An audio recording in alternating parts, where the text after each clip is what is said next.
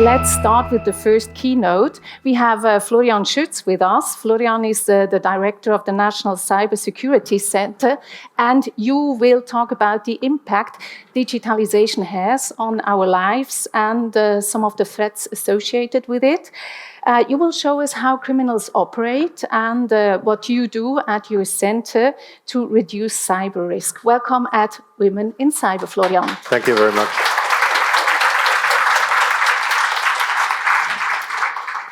You will start your keynote with looking back, and you brought a question for us.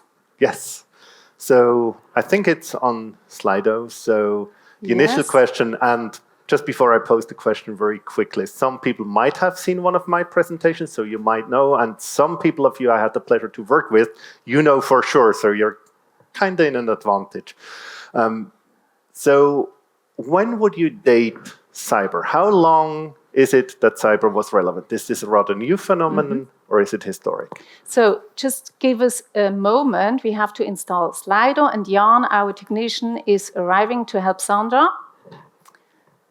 So everybody has. By the way, that's why I didn't bring slides, because then nothing can go never wrong. Works. It never works. But don't use a computer if you can avoid it. Okay, but here we are. You can go on, Great. Florian. So now that way I need to calculate. I think we've got many votes coming yet. It's stabilizing. So 40 years, that would be 1980-ish, 1984. Did you already start your keynote? Then I have a seat. Sure, I can. Okay, you tell me when to start. I leave you. Sure. I leave you, and you go on. That. Yeah, great. Thank you very much. Go ahead, let's Florian. get started.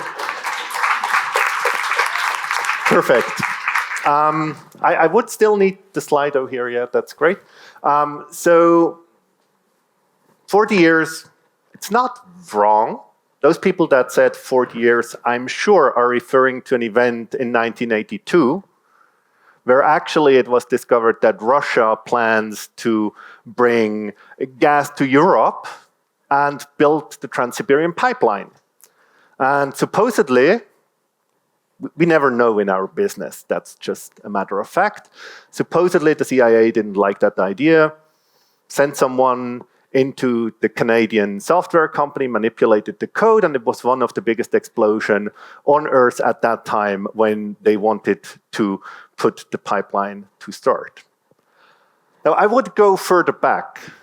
60 years, that would be 1960. I go back to Second World War. 100 years is also not wrong. We could go back to the Greeks if we want to. I mean, they didn't have digital computer systems, but all the steganography and the cryptography thingies and so on.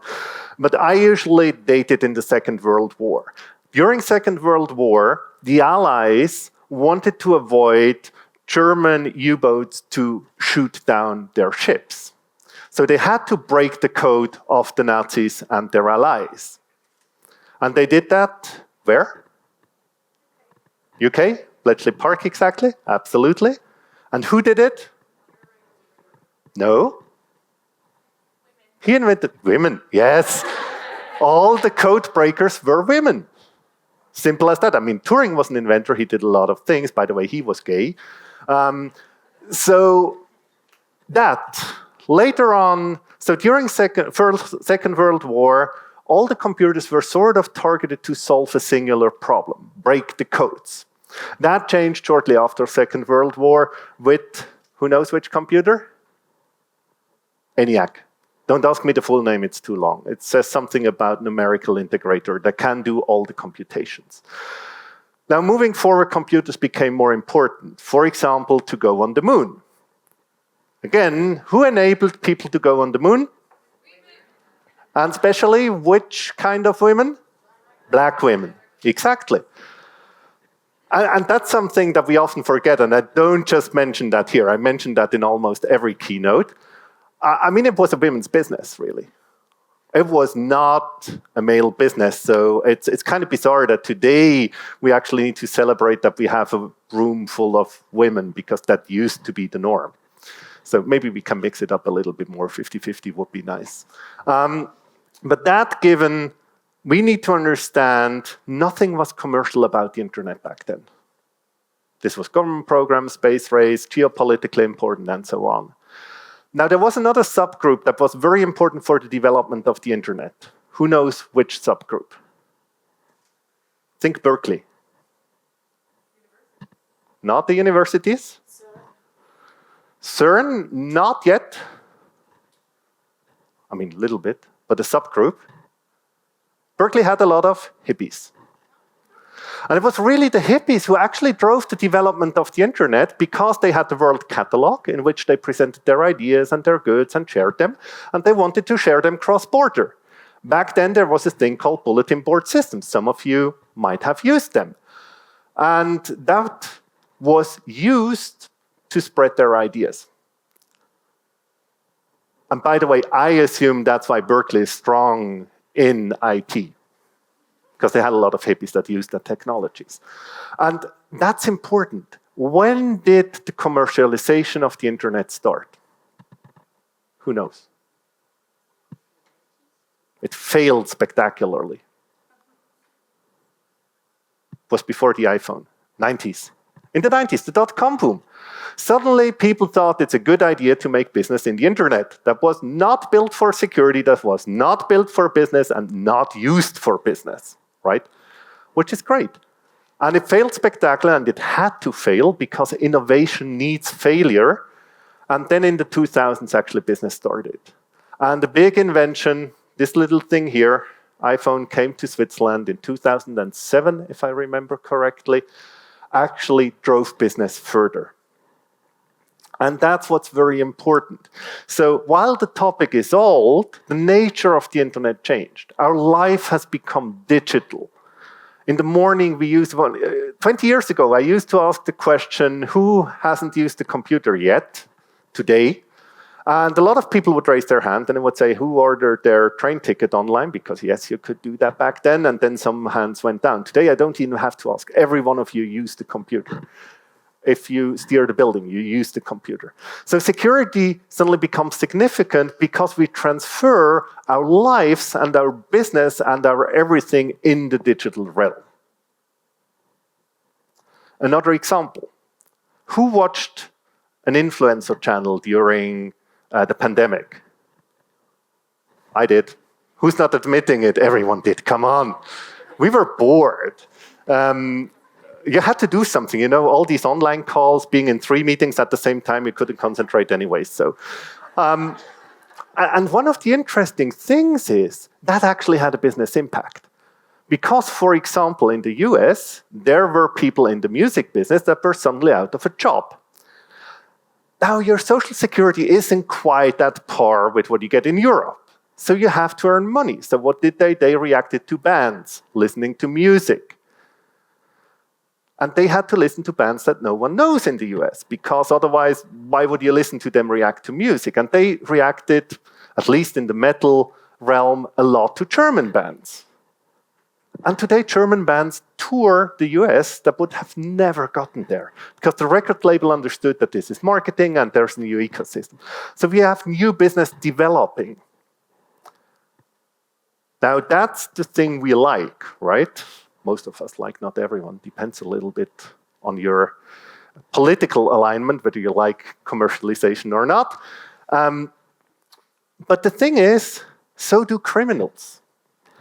And 95% of all the cyber attacks are criminal in nature. Now, that's good news. Why? Why is that good news? Guess. You can only be wrong, nothing happens. Maybe you. Why? Yeah, en français. C'est aucun problème, je vais traduire. Pourquoi est-ce que c'est de bonnes nouvelles si c'est le cybercrime plutôt? Pas les nations, pas les activistes. Pourquoi c'est une bonne question de... Non, pourquoi c'est bon pour nous que ce sont des criminels, les attaqueurs? Les attaqueurs, ouais. On se protège plus, ils sont des bons spécialistes, donc ils sont en train de... Oui. Ils sont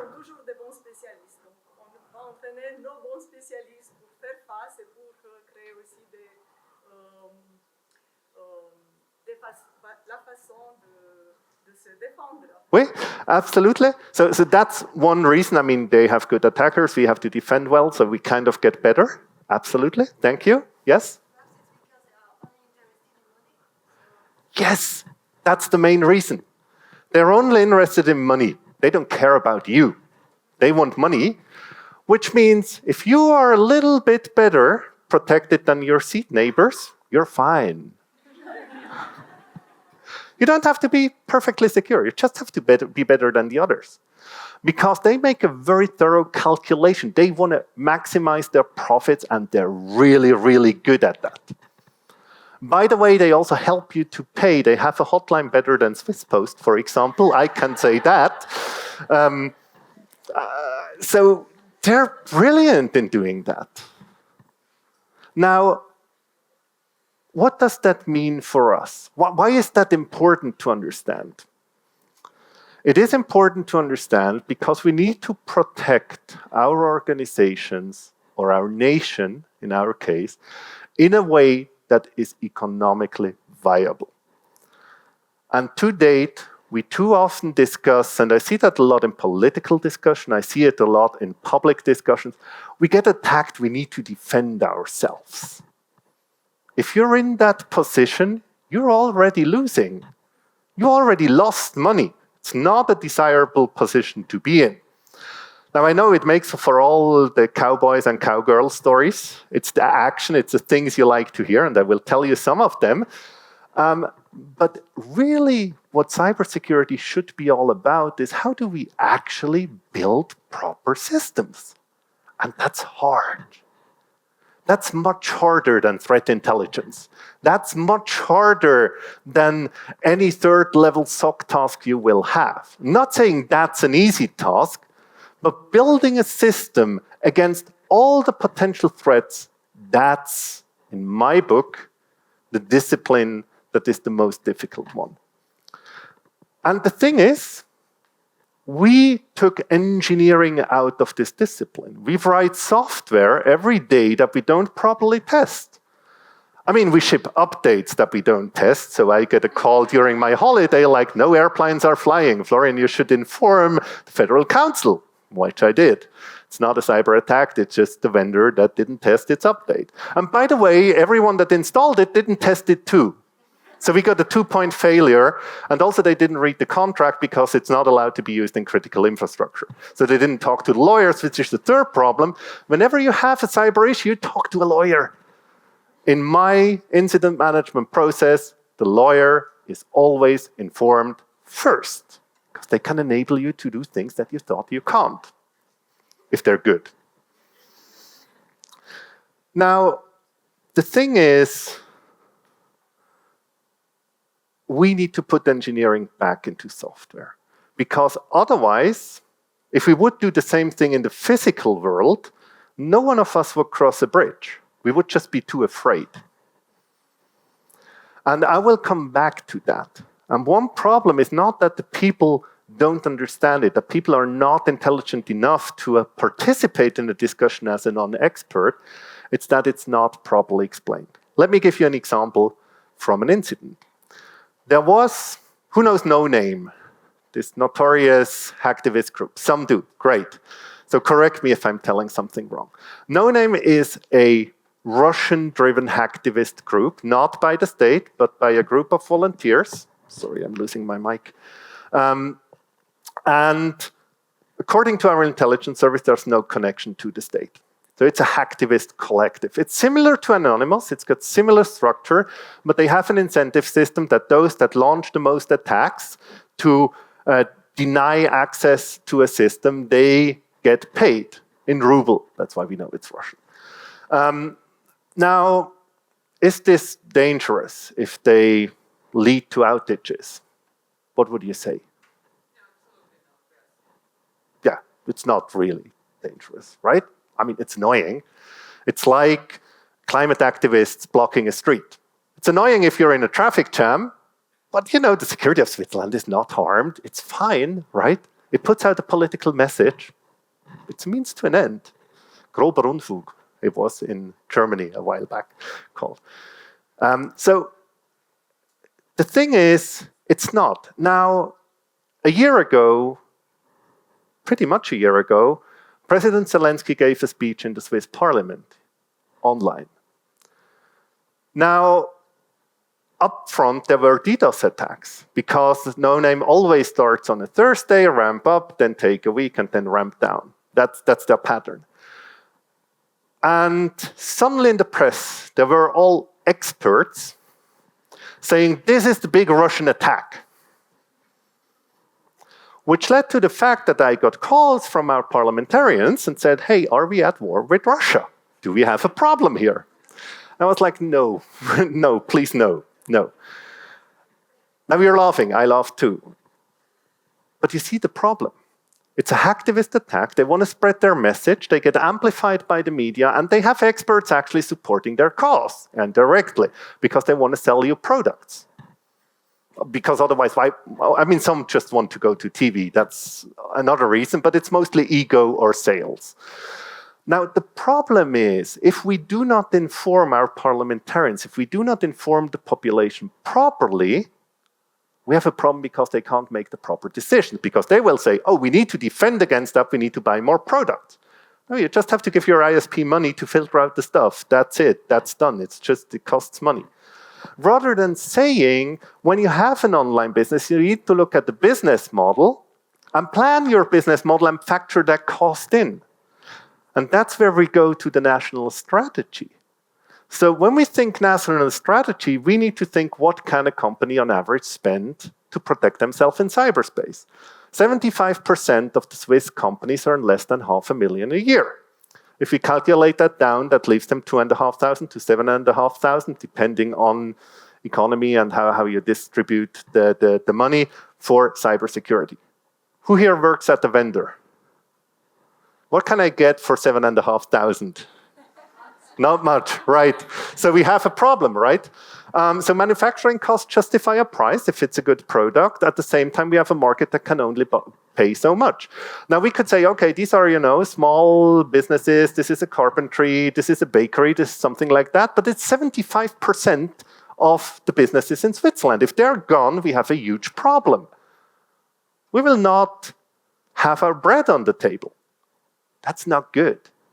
So the question is, as a government, what should we do?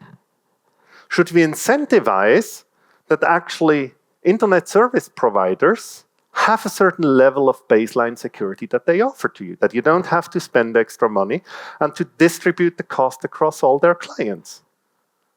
Should we do that by regulation, by motivation, by entering labels? That's a question about the operationalization. And when we look at our strategy, one of the very important things is that when we look at past strategy, we talked about risk, the strategy for the protection of Switzerland from cyber risk, freely translated. I never liked that, because if you talk about risk, there's opportunity. And if you don't talk about opportunity, you're not using it. And so the thing is, with the new strategy, which is now not limited to 4 years, because you know what happens with 4-year strategy, you do 3 years nothing, and then you find excuses why you couldn't achieve it. Pandemics are great, wars are great for excuses. But actually, this is now unlimited. So we have set goals, and one of the ideas is, how can we actually make Switzerland attractive for the economy by reducing your cost for baseline security? Now, in my book, that should enable you to think about how to invest security that is business specific, because that's where the problem is. Baseline you just have to do. It still costs money, but you have to do it. And let me give you another example. We had a call from a company. They were victim of a ransomware attack. Unfortunately, the call was a little bit too late, and they lost the high 2-figure million number. Think 70 million plus. Now, the thing is, we, as the National Cybersecurity Center, we share indicators of compromise and threat vectors with ISPs. We tell them, hey, that's known criminal infrastructure.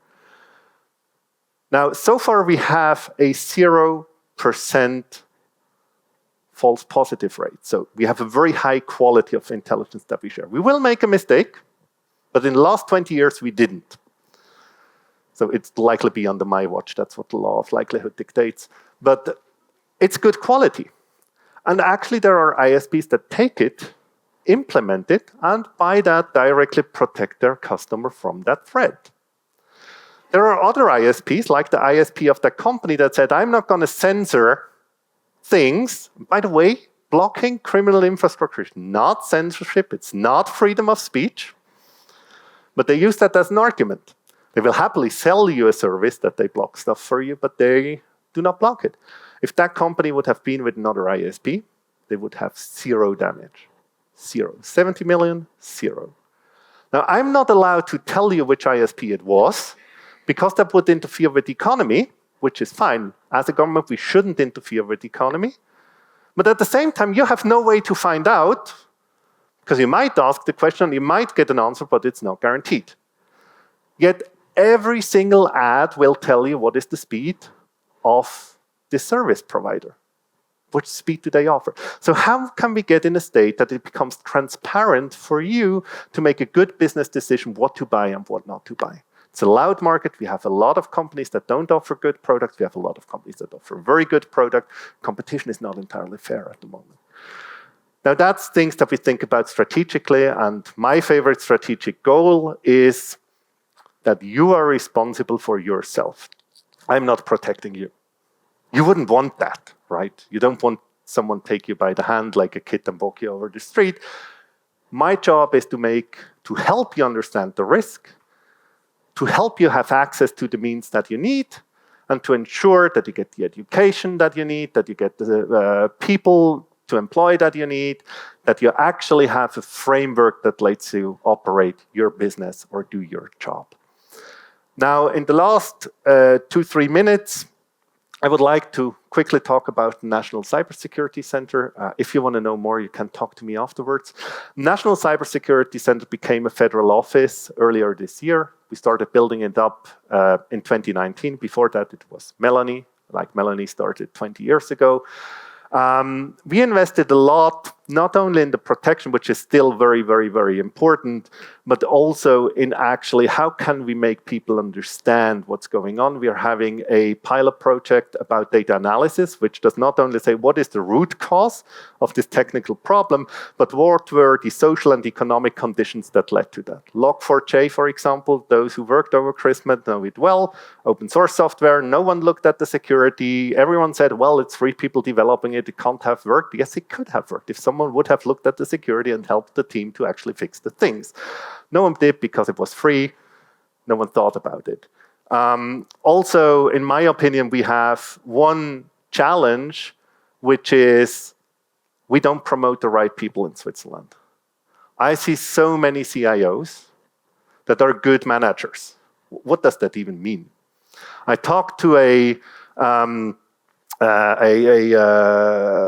lady who actually worked as a headhunter, and she told me, yeah, actually, that person didn't know IT, but I put them in that position because they're really good at managing, and it's actually technicians that can tell the person what to decide. So I tell them, yeah, you actually promoted an executive assistant, right? Because if the tech people can make the decision, they should be manager. You would never put the CFO in a position that doesn't know about finance. You wouldn't put me as a CFO in a company just because I can make a budget, right? You would want me to understand tax law and all of these things in order for me to deliver value. Yet in IT, we look at you and say, well, you're a tech person. I'm sorry, you can't manage. It's not true. Not every tech person can. There's very few people that can manage, but some can.